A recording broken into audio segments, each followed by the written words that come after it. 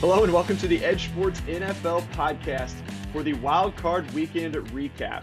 I am your host, Ian O'Connor. Joining me, as always, is our VP of Data Science here at EdjSports, Scott Brown. Scott, how did you enjoy the first weekend of playoff action for 2021? Yeah, there were some fun games this weekend, Ian. I enjoyed them. I'm making specific mention of that Raiders-Bengals game. And of course, how could we not mention that 49ers-Cowboys game yesterday? Two highly entertaining games. Definitely the two ones that stood out this past weekend. The other three, not so much. They were pretty much never close in those ones. But yeah, I think those first two I mentioned definitely will give us a lot to talk about and discuss in the coming minutes. So yeah, it was I think pretty good. I'm definitely looking forward to tonight's game as well. It looks like I think we have a nice marquee matchup for Monday Night Football between the Rams and the Cardinals. So I'm definitely going to be tuning into that one. We'll talk about that one a little bit later as well. How did you enjoy the weekend in the games? It was good. It was good. A few blowouts, kind of the games that we expected might be blowouts. At least the Chiefs, Steelers again for the second time in 4 or 5 weeks, and then the Bucks and Eagles was one of those that I thought could go either way. Ended up being a blowout. The one that really surprised me though was Buffalo and New England. These two teams played close, in that first matchup with the weather. The second matchup they played, Buffalo won, got out to a 2-score lead in the fourth quarter, but it was pretty close throughout.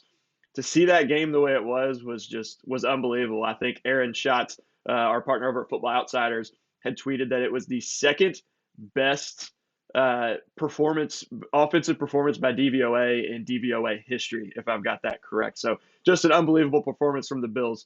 So all in all, it was a good weekend. A little relaxing to sit back with the Packers, not playing this weekend, having the bye, but facing the San Francisco team that has kind of had our number over the last 10 years or so. Had the blowout loss when Kaepernick was there, had the blowout loss a couple years ago in the NFC Championship.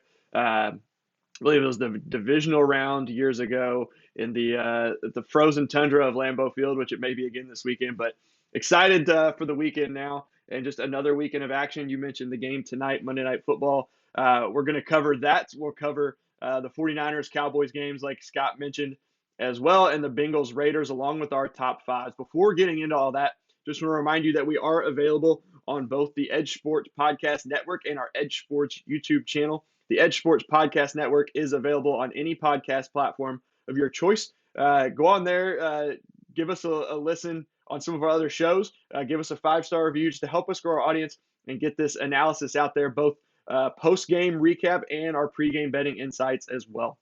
We'll also have a coach rankings update with Frank Frigo, one of our EdjSports co-founders, on Wednesday, and we'll update looking at some of the decisions from this weekend and just looking at some of the movement at coaches and previewing the weekend matchups for next weekend, not only on the field, but in terms of those coaching matchups. Now we'll get into the recap, the fun part. We'll start with the biggest game of the weekend, the most exciting game of the weekend. And really, this game, don't know how long it ended up taking, but I think the last 2 minutes of this game took about 2 hours. At least it seemed like there was so much going on. 49ers came in as underdogs. We actually had them favored a little bit more than the market. Not favored, we had them as 1-point underdogs coming into this one. We had them with 48% chance to win. I think the market was only around 42%, 41%. So we liked the 49ers a little bit better in this one. They came out with the win. The Cowboys just really couldn't get it going on offense all game, which has kind of been the story for them this year against good teams. It seems like they've really struggled to get things going. However, thanks to a really bad play calling day from Kyle Shanahan, they were able to hang around. They got down big early, but he let them kind of stay in it. A number of errors, had 3 of our top 5 errors of the weekend. Granted, only 5 games, only 2 of those were really close. So it's really going to be hard not to be in the top 5 a couple times when you've got just a couple close games. But the fourth worst came early. It was the first one of the game. Second quarter, 9:44 left. 4th and 1 on the Dallas 22. They're already up 10 points at this point. Decides to attempt a field goal, leading 10-0. This cost them 3.5% in pre-snap win probability. Just a really kind of questionable call here, considering, Scott, how much San Francisco had just dominated the Cowboys in that first quarter and a half. And it seemed like things kind of swung on this decision right here. Yeah, they were really moving the ball well, and that running game was clicking early. Um, but this has been, I think, Kyle Shanahan's MO in his tenure in San Francisco. He just he's just really conservative here, and it's sort of surprising, young coach, offensive minded guy, but for whatever reason, he just tends to go really conservative in these moments, and it's still about midway through the second quarter. They're up 10-0. You think, oh, okay, like we can just take points here, but we see some of what I think the better decision makers across the NFL keep the pedal to the metal when they get these opportunities, and go for it. And we've talked about it time and time again on the show.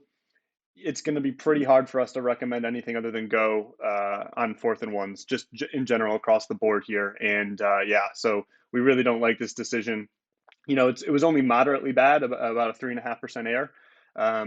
It makes our list, I think, in large part because there's so few games. We're only 5 games so far this for this opening round of the playoffs. But yeah, I mean, it's still just one of those that I think has been commonplace for Kyle Shanahan, and yeah, we don't like it. No surprise there. Yeah, and you mentioned, Shanahan being conservative. He was 20th in CCI in our coach rankings. Puts him in the bottom half of the league in fourth down decision making. You mentioned how conservative that he's been. So just really, I guess, not surprising, but in that situation, the way the game was going, a lot of times you see those coaches, they say, based on how they feel and their gut feeling. At that point, you would think the gut feeling would be to go for it, the way they had just, like I said, just pretty much dominated the Cowboys in all facets of the game to that point. But then he had another one coming up, third quarter, early in the third quarter, or just about halfway through, 4th and 1 on their own 34. So this one, a little bit different. They're in their own territory. They're up 16-7 at this point, so they're up 9 because right after that last one, the Cowboys drove down and got a touchdown. So it was kind of the turning point, but the 49ers were able to get another field goal. They're up 9 at your own 34. We see people question it. We don't question it because of the chances of converting, and people always will respond to us on Twitter and stuff saying, well, the game's not all about the numbers and probabilities. You actually have to play the game in there. But that San Francisco rush offense came into the week fifth overall, or fifth in rushing, fifth in overall offense as well in Football Outsiders DVOA. Dallas only 16th against the run. They are second in overall defense, but against the run, they haven't been great, right around league average. So their chances of converting here are pretty good.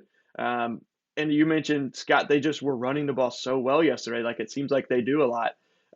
To not go for it here was a 4.6% error, and just another one on a 4th and short. It's just you've got to start going for those as a coach when you've got especially a rushing attack like Shanahan has.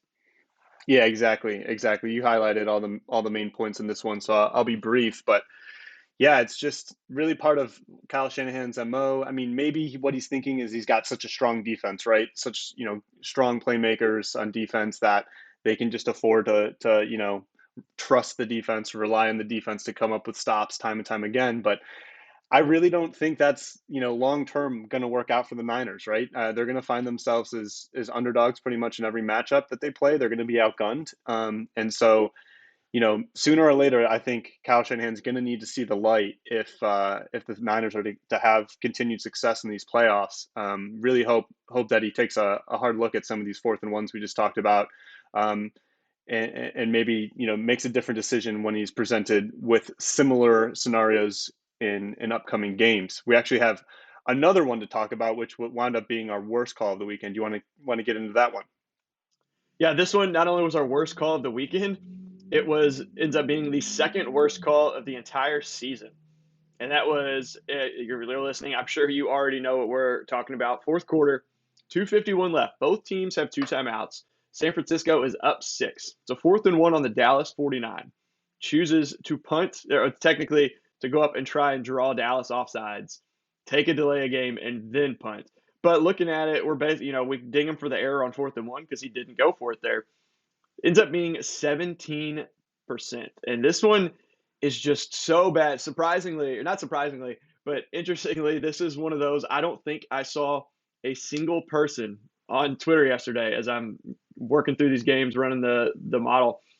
Not a single person that agreed with the decision to punt here, which is interesting because a lot of times there's always some pushback with not just us, but all the people that are putting out the models here and there. But for a 4th and 1, a chance to not necessarily end the game, run out more at the minimum, force Dallas to use all three of their timeouts if we're able to convert that. And if you're able to get a first down, then you can pretty much run out the clock. But this one, Scott, it's just a baffling decision. Yeah, just so bad. Just so bad. And you're right, it's rare that so many, of the analytics, so many folks in the analytics community always agree, right, on a decision, but I think this is one of those clear ones, and we have it, estimated as 17% error in GWC. That's just a massive error, as you mentioned at the beginning here. Good for being what would be the second worst, I think, or second, largest magnitude error of the season. Um, yeah, it's just awful, just absolutely awful. You're in that section of the game here where we really need to burn off as much clock as we possibly can. You're not going to get an easier fourth down to convert than a 4th and 1 here. Yeah, and you're also just in a part of the field where you really can't swing field position too awful much. I mean, I think relative to where they first started here on this 4th and 1, they only swung field position 33 yards, which is just really not moving the needle very much. And if you go for it, you can pick up first down here again, and then, I mean, best case scenario, you can just completely run out the clock entirely, right? Never give the Cowboys another chance again. So yeah, just really, really a head scratcher here. I can't say we're terribly surprised to see this decision, but yeah, it's still a bad one nonetheless. I think one other thing just to add on this one, it's become just so commonplace to see teams, roll out the offense, and it's like, ha, we're gonna go for it, guys, and then let the delay of game hit, and oh, nobody could have seen that coming. Tony Romo, I think, was predicting that, like 20 seconds before the ball was snapped. It's just not. Like, I don't know. Maybe we need to study this, like how often that even works. It seems so rare. Um, I guess it doesn't hurt you that much either, but still, it's just silly. I mean, you have a lot more credibility. The threat of going for it is a lot more credible when you have a reputation to actually do it, Kyle Shanahan. So maybe consider that. But yeah, just a really bad one, and definitely standing out like a sore thumb as far as bad play calls go this weekend. Considering I think everything else was pretty benign on that front across all the rest of the games. Yeah, and this ended up being our most notable call. We kind of dove deeper into it a little bit, just looking. We talk about sometimes the required conversion rate, expected conversion rate. The required conversion rate on this one was only 22%. So they only have to convert 1 out of 5 of these to make it worth going for it.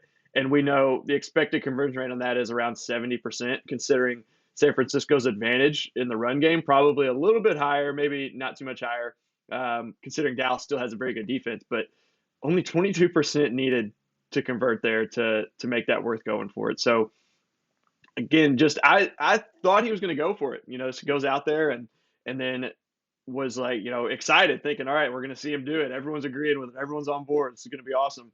And then to see him do that is just, it's not Not so the fast. best thing. Yeah, it was not good. But he was bailed out. The defense bailed him out. Dallas, though, took 2 plays to get past where they would have been if San Francisco had failed on a 4th down attempt. They got to the San Francisco 47 in 2 plays. The defense was able to stand up, bail out Shanahan for that decision. It would set up the Cowboys for another possession, and Dak Prescott's pass just barely falls incomplete. It ends up being the second most impactful play of the weekend. Minute 49 left. They do still have all 3 of their timeouts at this point. I believe that, yes, they still had all 3 timeouts. Chooses or have to go for it, 4th and 11. Dak Prescott gets chased around, rolls out to the right. There's a lot of pressure. It kind of looks like he's just throwing it up, but Cedric Wilson is there and kind of has to come back a little bit, but dive over, not really dive, kind of falling dive over to the right, goes right through his hands. Ends up being an incompletion. Turnover on downs was a 14.6% decrease in win probability. Again, second most impactful play of the weekend. But Dallas was able to get it back. And Scott, I think you want to kind of talk about some of the other 4th down decisions maybe that McCarthy had earlier in the game that he didn't go for that kind of forced him into this 4th and long situation. Yeah, definitely. One note on this one real quick. I mean, I know Dak Prescott has been taking some heat today and even during the game yesterday. He really made something happen, something out of nothing on this one. That pass rush kind of broke loose really quickly after the snap, and he was able to, as you mentioned, kind of scramble around back there, keep the play uh, alive long enough to get the ball downfield. Wasn't a perfect throw, but definitely gave his wide receiver a chance, gave Cedric Wilson a chance to just looked like kind of Cedric Wilson like got tripped up or something like that, maybe got crossed up a little bit. Um, but yeah, I mean, this wound up being a very big play, this 4th and 11. They were obviously in a situation where they had to go for it under 2 minutes. Makes sense. But one thing that's worth pointing out, even though it's not going to appear on our worst play calls of the week, are the opportunities that Mike McCarthy passed on in the third quarter. Specifically, there was a 4th and 2 where he punted, and then a 4th and 7 where he punted. At the time, they were down 2 possessions in both of these situations, so they didn't really have a lot of game-winning chance in either of these scenarios. So therefore, not they didn't really have a lot to squander. But these we talk about these errors, these tiny errors, and how they wind up being consequential. When you think about the game on a longer time frame. And I've said it a couple times on our show, and I stand by it. Oftentimes, it's it can make sense to go for it on a 4th and 2 or even a 4th and 7, right in the third quarter when you're down like that, so you don't have to go for it. Your hand isn't forced later on in the game, like you were on this play on a 4th and 11, right? So, or maybe you're going for it, right? Maybe you're going for it in a situation where you're going for the win instead of having to score a touchdown to even have a chance at winning the game. So it's it's yeah, it winds up mattering, even though it doesn't show up as big errors. I think week to week, when you're down 9 points or 16 points in that third quarter, and you have a chance to really do something about it on like a 4th and 2. Yeah, you should do something about it. And so I think that was one thing that stood out to me watching this game, even though it doesn't is not a glaring error that is high in our top five. It's something that I think Mike McCarthy should consider taking a look at as maybe they do their postseason postmortem, and look back on how this game unfolded. So it wasn't just the players, I think, who fell short yesterday for the Cowboys. I think the decision makers over there in Dallas should also take a look at those decisions and possibly reconsider those choices. Yeah, and what's interesting with McCarthy is at one point he was at the top of our coach rankings, was very good on fourth downs early in the season. I think was like fifth in CCI, maybe was even higher. Dropped all the way down to like the low 20s and finished at 18th. Had a really good week in the last week or two. But overall, it's like he regressed within the same season big time for whatever reason. And we saw more of it this game, like you said, just going for it when he had to, but not taking those better opportunities earlier in the game when they really needed to get something going. So they would end up getting another possession with just over 30 seconds left.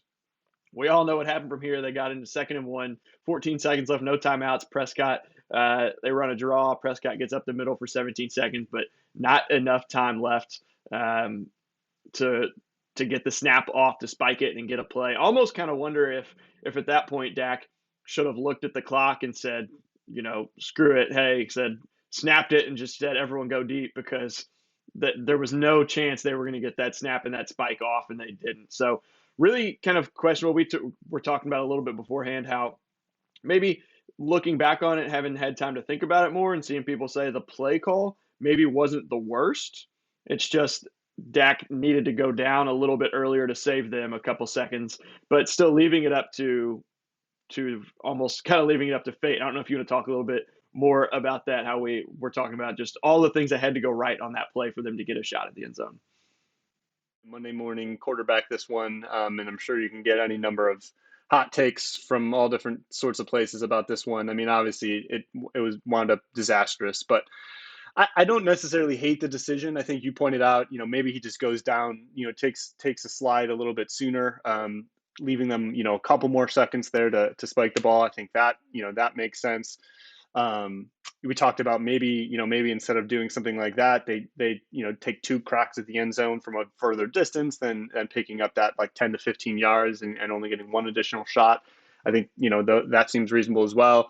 Yeah, my point on this one was just that, one thing I'd argue, one way I'd argue against doing something like this, even though I don't necessarily hate it, is just that you really take take things out of your hands because even if everybody on your side of the ball does everything right, you're relying on an official, right, to trot, they tend to be older, and he's not playing to win the game.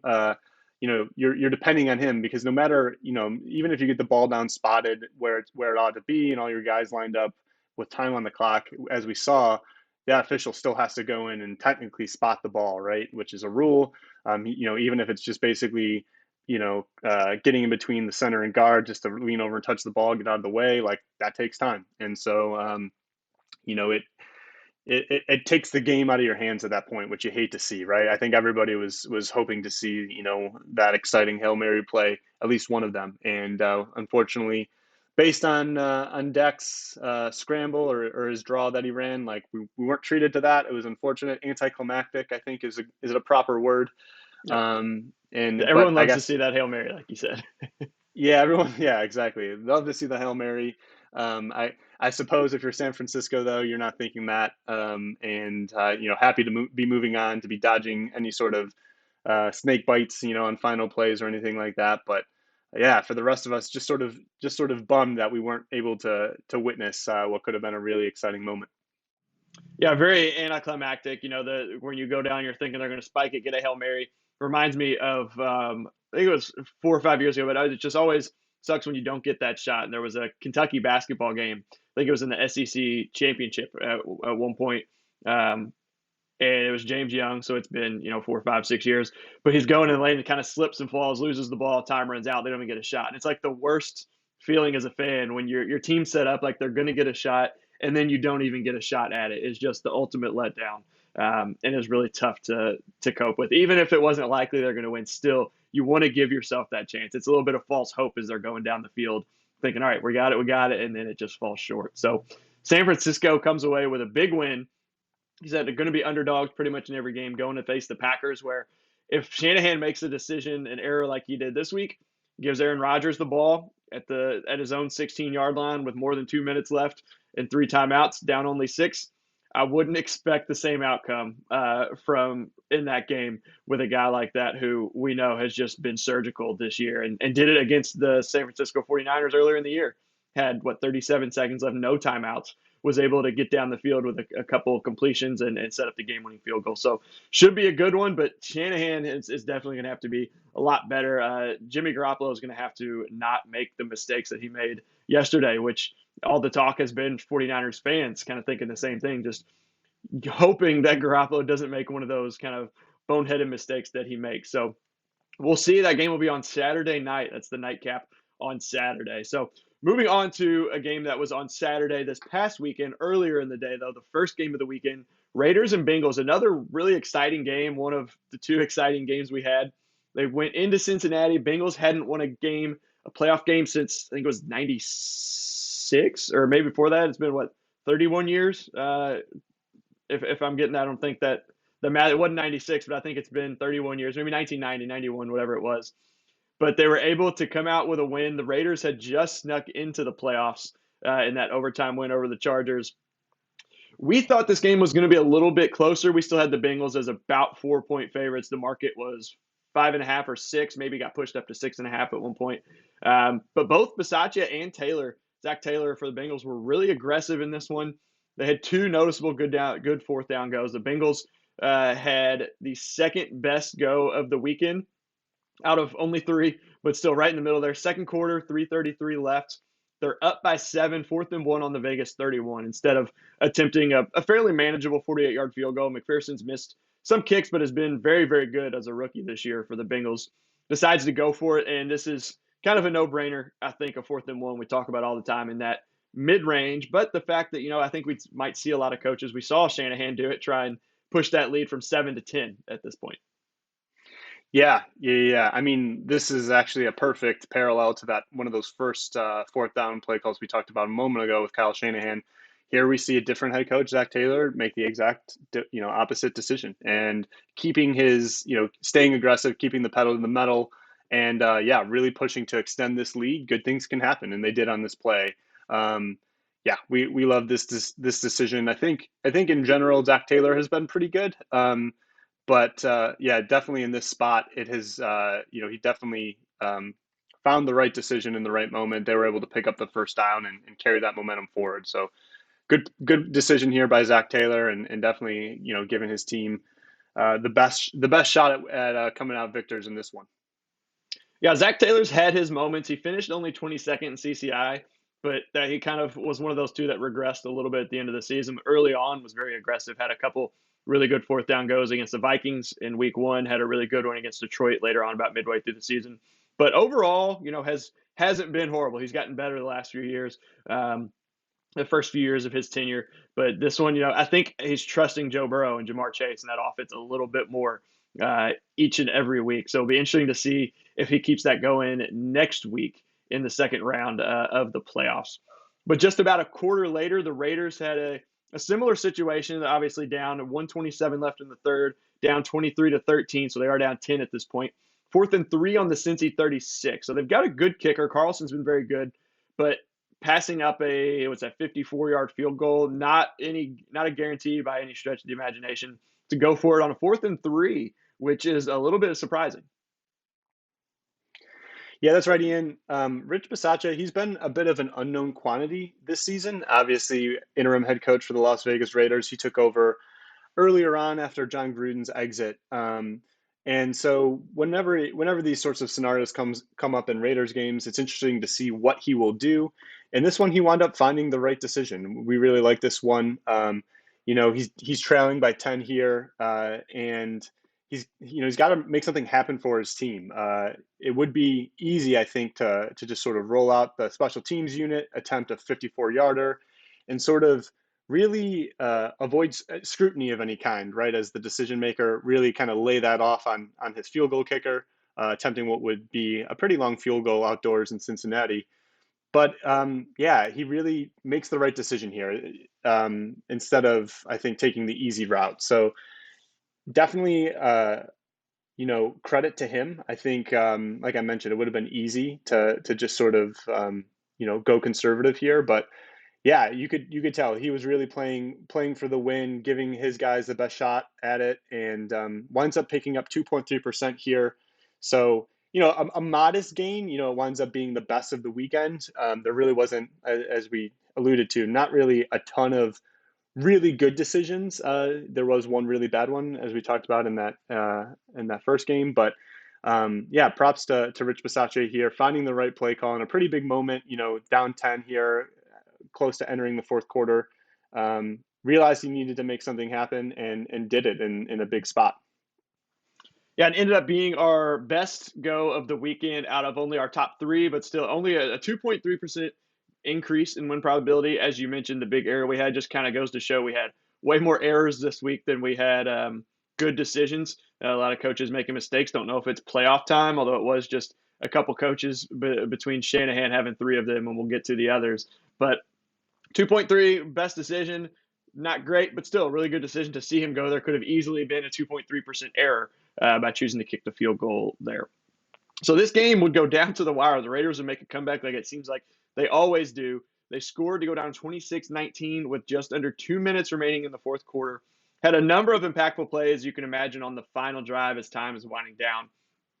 4th most impactful play came with 1:16 left. 3rd and 17 on the Cincy 42. Derek Carr completes a pass to Darren Waller for 23 yards, converting the first down. Was a 12.4% increase. The 5th most impactful play came just about 30 seconds later. Another 3rd down, 3rd and 10 this time on the Cincy 19. Derek Carr gets exactly 10 yards to Zay Jones. It's a 10.8% increase.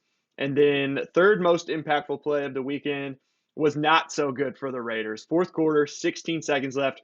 4th and goal at the 9. Last chance for them to get a touchdown and then get an extra point to tie it to go to overtime. Derek Carr is intercepted at the 2-yard line.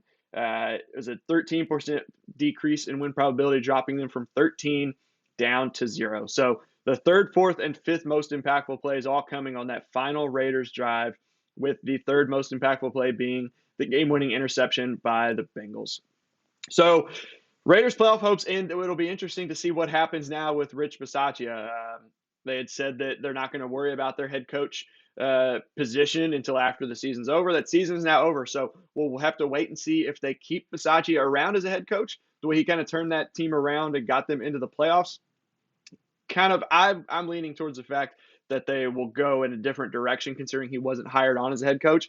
Not sure if someone else will give him an opportunity or if they're going to keep him on kind of in the former role that he had there. And Scott, we talked about head coaching vacancies last week with the Black Monday show, but I think he's really shown some positive signs and really some promising value, I guess, as a head coach, and think he may be able to get a shot, somewhere else, if not the Raiders, keeping him around. I guess we'll have to wait and see. You have any thoughts on Bisaccia and what you think they might do, what you would do if you were in the Raiders position? Yeah, it's a great question. I think seems like he's been good enough. He certainly hasn't made any really bad blunders this season as head coach. That team, I think, had been dealt quite a bit of adversity. Some of it self-inflicted, but then obviously other things a little bit outside of their control. And I think he seemed to handle it pretty well, stepping in there into that head coaching position. So certainly will be interesting to see what they do. It was also, left an impression on me after the game to see some of his players like, Max Crosby, Derek Carr, really veteran leaders of that team, really, get behind Rich Bisaccia and really, basically ask ownership to keep him on as head coach. So they definitely gave him their vote of confidence. So it will be interesting to see. Obviously, they're maybe trying to swing things in his favor over there in Las Vegas to keep him on, but certainly not a done deal yet. We'll just have to sit tight, wait and see. Yep. And as we know, the Raiders will go home back to Las Vegas with the loss. The Bengals move on to face the 1-seed Titans, while be a tough task, but not too far from there. Cincinnati traveling down to Tennessee to face that Titans team, who may have Derrick Henry back. I know he's been back practicing. Haven't heard an official word yet. It may have already come out, but haven't seen whether he will be back or not. But would be a huge upgrade for the Titans as they hope to get to the Super Bowl. Now that we've got those biggest storylines out of the way, we're going to move into our top 5 plays, starting with the most impactful. We'll move through these pretty quickly. I think we covered 4 of these in the intro, and then into our decisions, we've covered a lot of those as well. So the most impactful plays are our biggest win probability swings, either positive or negative, always from the offense's perspective. We've covered number 5 through number 2, so not a whole lot to talk about there. Number 5 was that Raiders a 3rd and 10 conversion from the 19 at 10.8%. The number 4 was a 3rd and 17 conversion from the Cincy 42, was 12.4%. The interception that essentially ended the game for the Raiders was a loss of 13%. And then Dak Prescott's incomplete pass on 4th and 11 was a 14.6% decrease. The number 1 play made this a Steelers lead, gave the Steelers the lead for the first time in this game. It didn't come till the second quarter. A lot of punts. We'll get to one of the worst decisions in this one that came before this, but 10:51 left, 1st and 10 on the Kansas City 31. They're in their own territory. Mecole Hardman actually takes the snap, fumbles the snap. It's recovered by Darrell Williams. I think it was fumbled on the handoff. Darrell Williams recovers, gets hit, kind of starts to go to the right, fumbles again, and it's recovered by TJ Watt, picks it up and takes it in for a touchdown. It's a 19.9% decrease in win probability for the Chiefs. Obviously, 19.9% increase for the Steelers, who took the lead. But this was a really weird game, Scott. The first quarter, it seemed like 3 and out, or maybe a first down and then a punt. Just so many punts in this first quarter. And what we expected, the Chiefs to really dominate, they did. The second quarter, they ended up taking a 21-7 lead into halftime. But just a really weird game to watch in the nightcap. Yeah, you were probably if you had the over after that first quarter, you were probably not feeling too good about yourself. And then let's just say the tide turned from that point, and this was really that turning point. Yeah, I mean, I think from a different perspective, just looking at this, from the Steelers' standpoint, this is a huge play at a time in the game where their defense had really held up well and forced some punts from that Chiefs offense. But and just really making a huge play here to give them the early lead.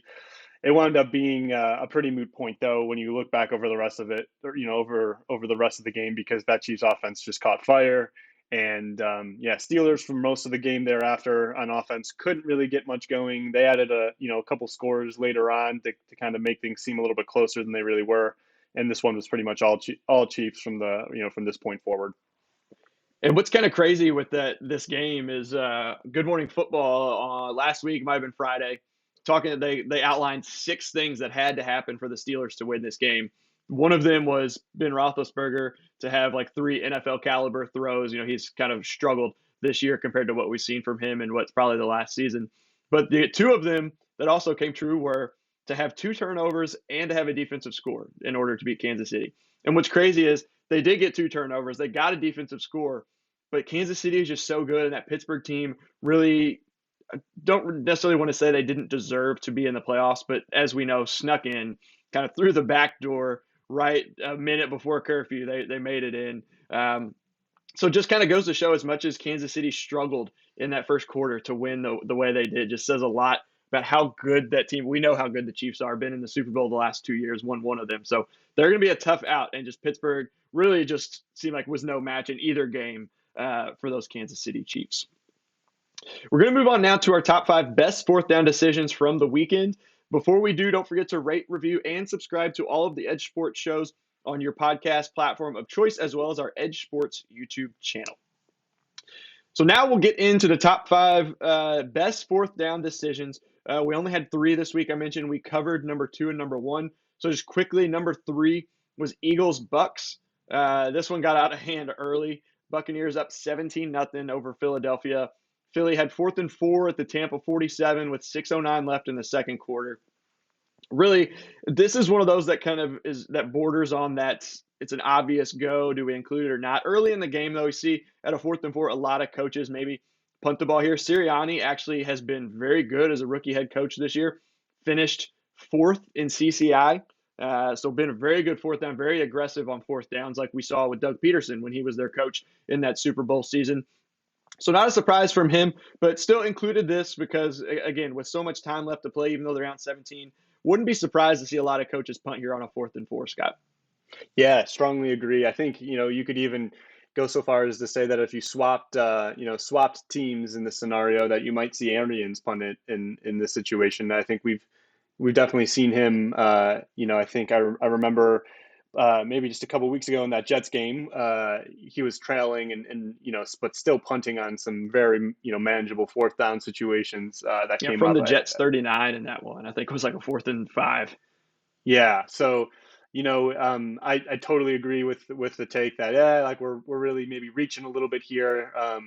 In a sort of a weekend where there wasn't really a ton of really of goes that really jumped out at us. This one just sort of ekes in here, but we'll give credit where it's due. I mean, I think as you mentioned, Nick Sirianni has done a very good job. I think that Eagles organization has really made a strong reputation for itself in terms of being a place that embraces analytics and has gone really embraced the revolution of going for it on 4th down, overturning I think the kind of stale conventional wisdom. And yeah, I mean, not really a huge shock here to see him go for it. I mean, you're down 17-0, right? You're down 17-0. You're already coming in here as a strong underdog in this one.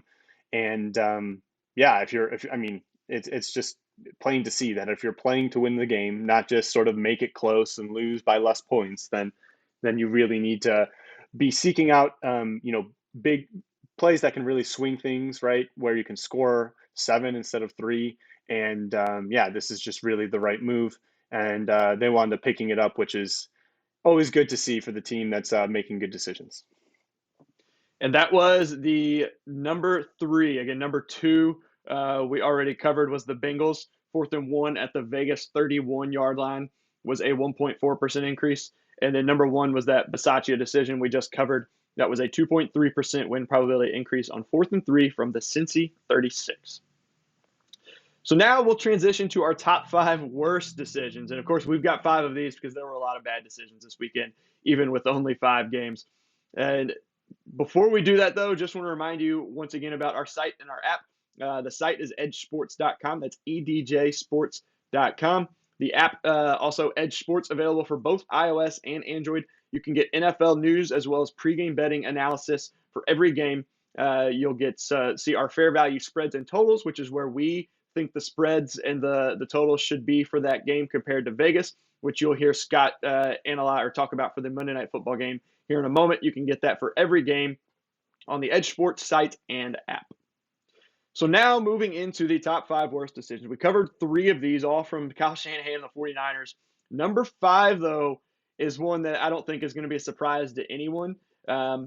Patriots, Bills. Patriots down 14 early in the second quarter. This one got out of hand fast. And New England had 4th and 1 at their own 34-yard line. Bill Belichick chooses to punt. Even in their own territory, I think a lot of people were calling him out for this because of the game situation and things. Just Buffalo was doing everything right. Yeah, they were doing everything right. As you mentioned, this one was basically never close. And, Bill Belichick, we've been on it. He's had this, reputation for being a conservative fourth down play caller. Obviously, setting that aside and setting that apart from his storied career as a head coach, he's obviously excellent at the X's and O's as a strategist and coming up with interesting schemes to disrupt other offenses and obviously doing some interesting things on the Patriots offensive side of the ball. He's obviously his excellence is unquestioned there, but yeah, you're just going to have a hard time convincing me ever that when it's do or die, you need a win, you're coming in as a significant underdog on the road against the Buffalo Bills team. You're given a 4th and 1 opportunity, down 14, and you're going to punt.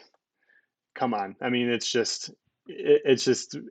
winds up being only a 2.9% error, and that's largely because they didn't really have, like I mentioned before, all too much equity to really squander in this one because they were already down so big. But just keep the offense out there, go for it. I mean, you gotta do it if you're really playing to win. And I think we've been pretty clear about that. And Bill Belichick, if you're out there listening, reconsider, my man. I know you're going to be. I think you're already clearly right on so many fronts when it comes to coaching in the NFL, but this is one that I think you need to reconsider and keep the offense out there, go for it because it's gonna give your team the best chance to win. And used to be Belichick was very aggressive, and we've a couple people have reached out to us here at EdjSports, and Frank Frigo has done a couple stories on this, looking at the numbers and how he's really regressed the last 3, 4, or 5 years when it comes to 4th down decision making. We all remember I think it was 4th and 2 against Indy that he got absolutely hammered for, but we agreed with the call. I don't even think it was EdjSports at that point, but Frank and Chuck had the model going, and we had a write up in the New York Times about that call. So really, just kind of sad to see him revert back this way, especially in the biggest game of the year. But similar to what you mentioned with Mike McCarthy, he had a decision that doesn't even show up in our top 5 because it's such a small error, but they had pretty much no equity at this point. It was later in the second quarter. They're down 20-0 at this point. 4 minutes left in the half. 4th and 8 at their own 49. Yes, it's a 4th and 8, but they're at midfield. They're down 20 points. They've done nothing right and need to get something going, need to find a way to score some points other than punt the ball. And Buffalo, I think, goes down and scores another touchdown. So this one was a 0.5% error, but from 5%, I mean, that's 10% of their equity. That's a lot when you don't have much to give at that point. So a couple bad ones from Belichick, one in the top 5. I mentioned number 5 there. Number 4 was Kyle Shanahan with a 4th and 1 at the Dallas 22, taking the field goal instead of going for it. It was 3.5. Number 3, kind of alluded to this a moment ago. First quarter, only 9 minutes left, so 6 minutes into this game. I think there were already about 20 punts at this point of the game, 6 minutes in. But Chiefs, Steelers still tied at 0. 4th and 1 at the Kansas City 49. And Andy Reid, who we've come to know as, one of the better decision makers over the last handful of years since he's been in Kansas City, chooses to punt here, Scott. It's a 4.1% error. Yeah. Oh, man. I think Andy Reid, you're a bit of an enigma to us sometimes. Obviously, Andy Reid, another coach with, obviously tons of NFL success, once again, a great career in the NFL, made many or I shouldn't say many, but has made, plenty of Super Bowls, even won one just a couple seasons ago with the Kansas City Chiefs. His brilliance is obviously unquestioned, especially as a tactician and drawing up offensive schemes. obviously down there in Kansas City. Excellent, excellent, excellent. But oh man, you just absolutely hate to see this here early on in the game, sort of contributing to making this first quarter a punt fest, as it were.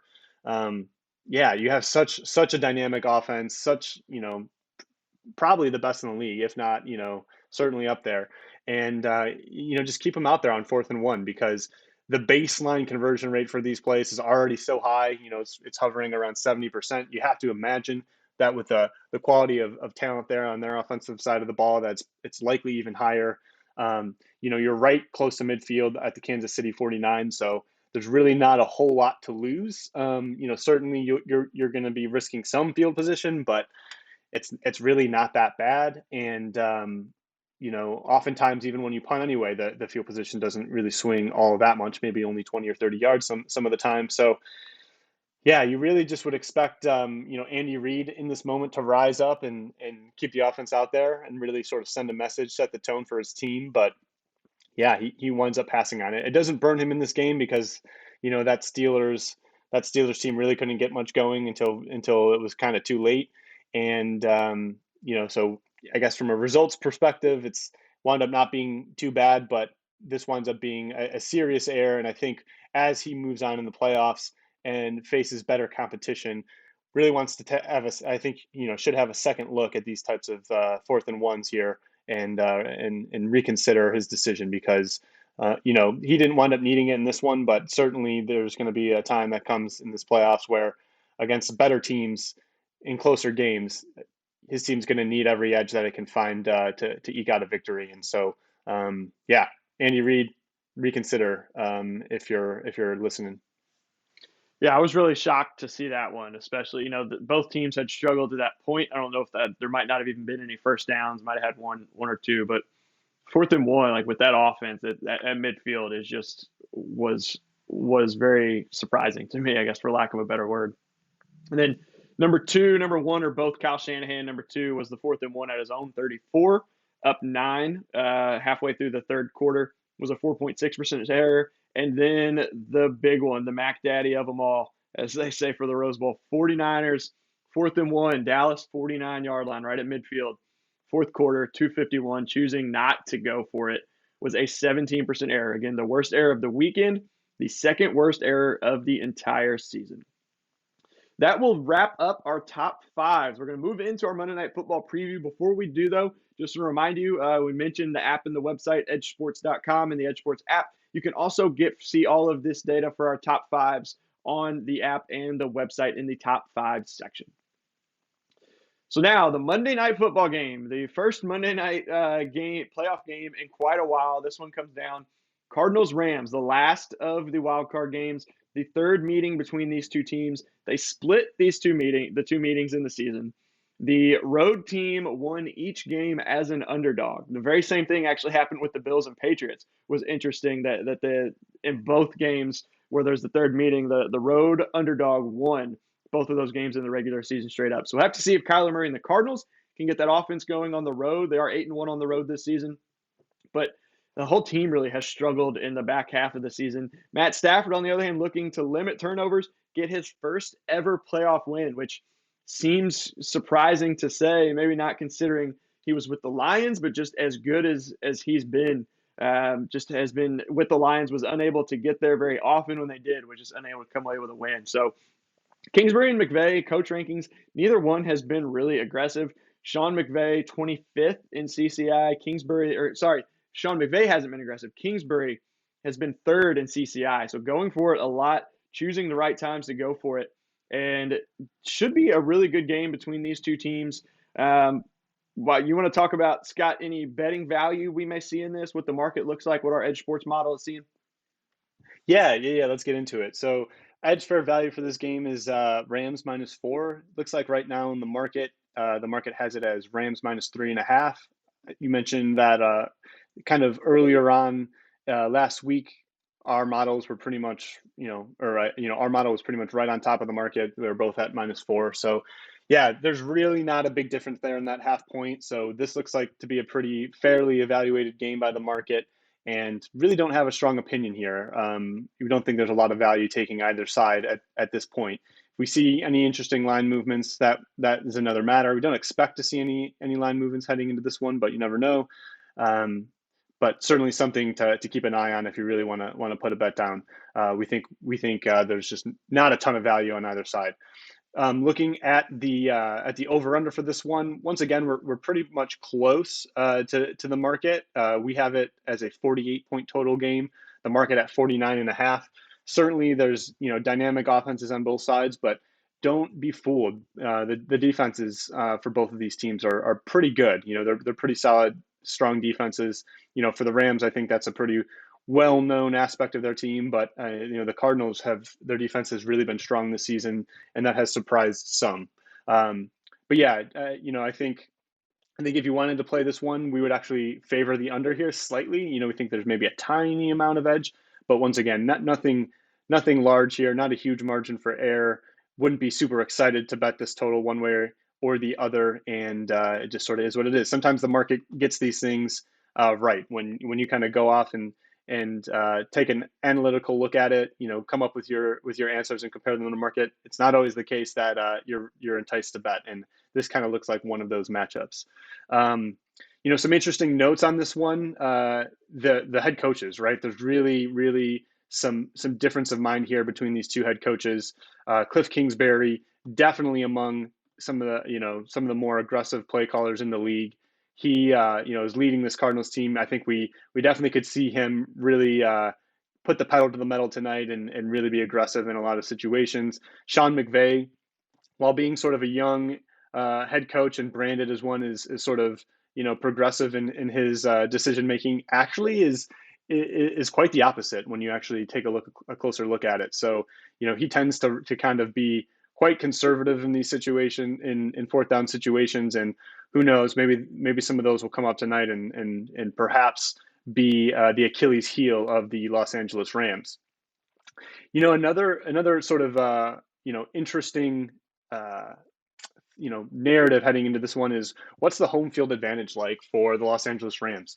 If you remember last week when San Francisco came to town, many noted how it was basically a home game for San Francisco, that those fans really filled up SoFi Stadium and made it tough on the Rams when their offense was on the field in terms of communicating.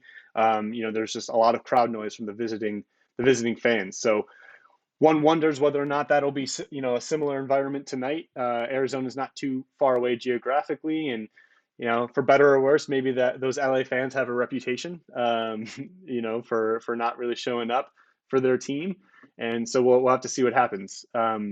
I think from a personnel standpoint, an interesting development is that potentially we will see J.J. Watt enter into the starting lineup for the Arizona Cardinals. So that'll be something to watch, and good to see him back. Obviously, hope he's actually fully healthy, but yeah, nonetheless, good to see him back in making perhaps a final run or a run at a Super Bowl for him in his career, very storied career.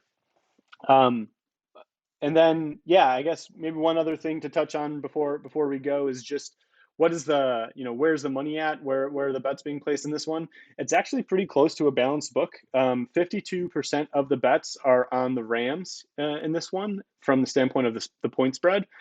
That's pretty even, pretty much close to 50-50. Only 61% of the handle is on the Rams. So, slightly more money backing them when considering this point spread. Once again, still pretty close. Really not a lot to take away from that.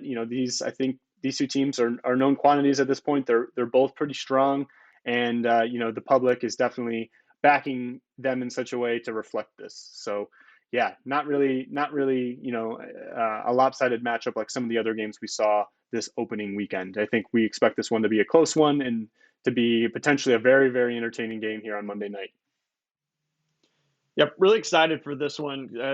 The game where no matter what happened in yesterday's games, the winner of this game would go on to face the Tampa Bay Buccaneers, I believe. Or not regardless, but the way it worked out, this is the game where there would only be one option left. All the other playoff games would be set before this game. So I mentioned winner of this game goes on to face the Tampa Bay Buccaneers, a very tall task after seeing the way they handled the Eagles yesterday. And even without those weapons, Tom Brady just finds a way to get it done and finds a way to figure you out. So looking forward to this one that'll wrap up the wild card weekend and send us on to the divisional round next weekend. So thank you all for joining us here. Just want to remind you that we will be back next Monday as well, recapping the divisional round action. On Thursday, I will have the weekend betting preview again for the divisional round matchups. Those are all available on the EdjSports Podcast Network or on YouTube. Once again, please give us 5-star reviews as well. Help us to grow our audience, get this information out to as many people as possible. And then our site as well. Don't forget to visit us at edjsports.com or download our EdjSports app, available for both iOS and Android. And then be on the lookout for our updated coach rankings coming out on Wednesday this week with Frank Frigo, EdjSports co-founder. And last but not least, Football Outsiders is still running their special for FO Plus, their premium subscription.